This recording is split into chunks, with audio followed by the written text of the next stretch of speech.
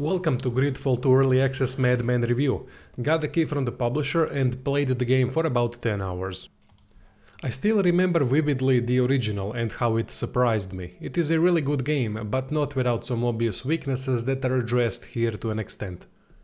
Remember, this is early access that launched a couple weeks ago, so there's plenty of bugs, with general awkwardness at times while also not yet being optimized.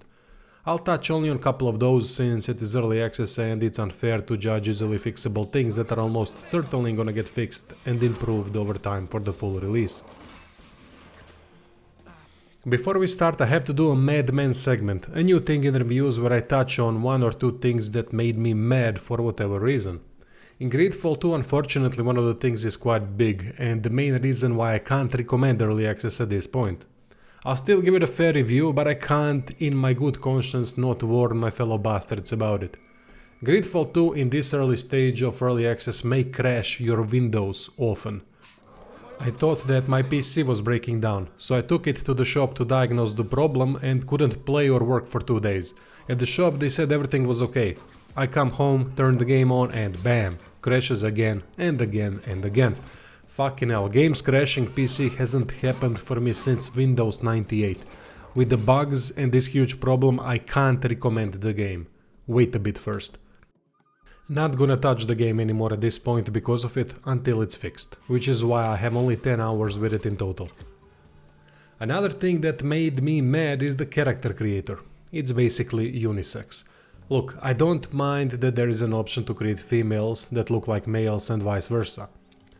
Great, give everyone a chance to create the character they want to play, but don't restrict it to just unisex, because that ain't fair. Hair choices are almost all feminine too. No body types. I want to play as a fat, balding, mustache native, but there is no way to do that. Very disappointing. Alright, now let's start the review. Let's talk immediately on the most controversial thing about the sequel. Greedfall 2 has a different combat style than the original. Original has more of an action-oriented combat style combined with tactical elements. It was a good combat system with a familiar weakness in not-so-high-value production games, which is clunkiness due to lack of small immersive details with combat playing out a bit straightforward at times. For AA 3D action RPG it was still surprisingly decent, to even at times good combat. But 3D action RPGs are very ungrateful to developers with smaller budgets.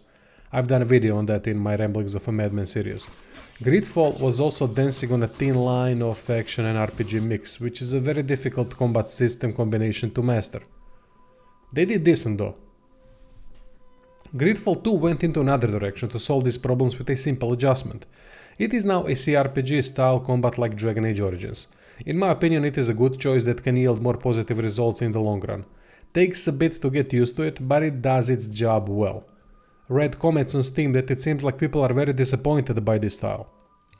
I can understand why. Original had an appealing, more dynamic combat due to it being more action-oriented, which appeals to more people than pausing and making more in-depth tactical decisions, as that can be much slower, which in turn can lead to tedium.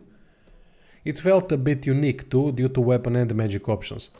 However, by switching to more familiar and plenty time used CRPG style combat, Greedfall 2 has eliminated the active clunk that was almost ever present with most moves that the player made, which did lead to less immersive combat.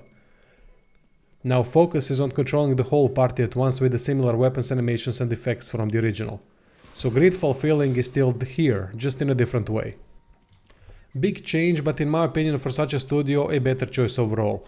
Each party member can queue with reactions with plenty available skills even in the early game that do different things. I like that they retain the knockdown importance from the original, as it is one of more prominent strategies to battle larger groups of enemies. Plenty of AoE attacks are also in the game that can be devastating with addition of friendly fire, so positioning plays a huge factor. It can be a bit hectic sometimes due to the general movement speed and how smooth the movement transition is from acceleration to top speed in addition to fast turning speed. One thing I would urge developers to implement is hold position order. Maybe I've somehow missed that it's in the game, but I did search for it sometime. It would solve the problem by making positioning more precise. Maybe even adding a combat speed slider could help. Players can change combat camera to control the active character or to switch to tactical CRPG style. I prefer the tactical camera as it gives the ultimate control of every action. It means pausing a lot, but I like to plan the action. Gotta turn that chaos into order. Thankfully, there's a choice, even though controlling only one character doesn't work as great because of unpolished companion AI at this point when turned on. Combat gets deeper with more skill upgrades and the modifications like increased backstab damage, AoE heals, massive AoE attacks, taunts, status effects like immobilization, burning poison, and stances. Stances are an interesting addition. They are toggled on and off with drastic changes to the character while active. For example, a ranger healer companion gets decreased healing skill cooldown while the stance is active, but the downside is that it increases damage taken. So turning it on and off at crucial times can significantly impact the fight. Then another companion has the ability to taunt the enemies with an attack, but also has a destroyer stance that increases damage done, but reduces physical and magical resistances. So maneuvering around off-tank, taunting and increased damage adds to more tactical layers. Overall, combat needs more polishing definitely in terms of controlling the characters outside of tactical camera, improving the AI of companions, adding hold position order, maybe adding combat speed slider and some other tweaks. It has potential to be really good combat considering the decent animations, tactical layers, allowed full control, smoothness and good combination of diverse skills. Can't really say much yet of the character progression. Seems simple with 6 skill trees available to level simultaneously, but with many skills not being included with their modified versions, it's difficult to know how deep the system goes. Currently in the early game there are enough skills available to create a dynamic experience with each character, especially considering the added unique skill trees of each companion. System has potential, but we'll see. Talents seem to play an important factor in dealing with story and side quests, mostly how to retain a positive relationship with all the factions. Using stealth to obtain important documents rather than attacking, diplomacy can be used to negotiate peaceful solutions for all sides, mechanism to unlock everything, alchemy to create very helpful potions, and survival to notice details in the environment to spot traps or footprints. Not too many talents, but frequently used in the game, and it works nicely. What interests me the most is how disguises work with stealth talent, as I haven't gotten to that part where it could be used. Spider Studio is known for great writing and great stories. Greedfall 2 is no exception. We are role-playing natives 3 years before the conquerors from Greedfall 1 that we controlled came to land. Prologue immediately depicts tension between the foreigners and the natives. Foreigners do their classic thing of desecrating the land, but it has an interesting twist at the beginning with some of the natives being poisoned. Then the investigation is conducted by the player, which uncovers the mining connection with the poisoned water. Interestingly, foreigners are not aware of the disastrous consequences of the mining and are willing to help to an extent. Natives also need to deal with the hunters that are destroying the wildlife, which all affects the natives. Then a couple solutions open up that lead to the same goal in a different way. Each decision has consequences and benefits to relationships with various factions. Too early to judge factions because of my limited playtime, but I like the fact that they are in the game and that we can increase or decrease reputation with our actions and that there is a lot of chances to do that. Story overall is great as you'd expect from Spider Studio. Characters are believable and the voice acting is quite good.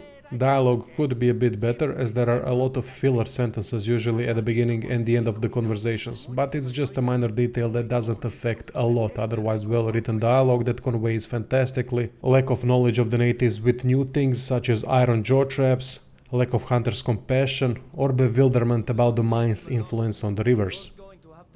Another minor complaint is the native language, not the language itself, but the delivery of it. Sam gaidamen lamen e kam ferta voglendi. Ja, adierna. Velmu kagiden kornade to seis. Nameundum adnueri tortesia marauto. Comes off rather robotic, which in turn doesn't allow characters to create more realistic persona. Thankfully, after the prologue and with the addition of new companions, English is used more and more, which helps with the character building because the English delivery is much better than the native language delivery. The last thing to talk about are the locations. While locations like the mine and the sewer are underwhelming, but they usually are so in most games, the world outside is drastically better. It's not an open world, but a linear one with a mix of narrow paths and larger areas that works well enough in creating a feeling of an open world and retaining some exploration so that linearity doesn't take over. Outside world also looks nice overall, with a decent amount of details from the experience I've had so far. Greedfall 2 has a promising potential, but at this point I can't recommend playing it. Crashes, annoying combat bugs, camera. It is still very rough around the edges when it comes to combat gameplay too, but I think they are on the right track to make it good eventually. I have no doubt that the story is gonna continue to be good with interesting twists and quests. If they manage to perfect the combat, it could end up being better than the original. Mad Men review done. Mad not because I'm angry or anything, but mostly because of YouTube and how it works at the moment, the gaming industry doing crappy things and similar issues, which is the reason why I have Patreon, Subscribestar and merch in the description if someone wants to check that out. Thank you and see you soon.